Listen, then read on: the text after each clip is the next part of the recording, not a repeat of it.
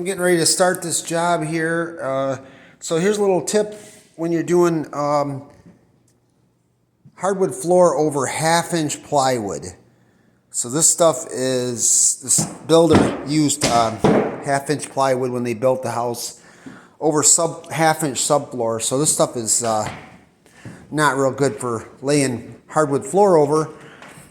But hardwood floor is very strong. And there's no problem, you can do it. Make sure you lay it across the joists. And you actually see here, I put lines, these black lines on the paper here. So some paper I had.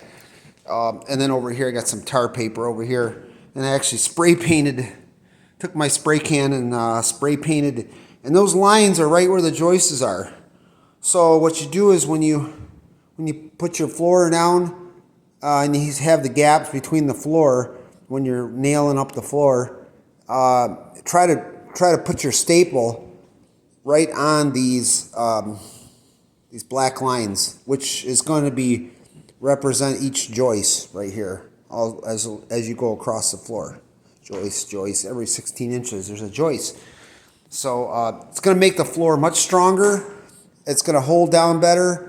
So hopefully this helps out somebody, and don't forget to like and subscribe to my channel.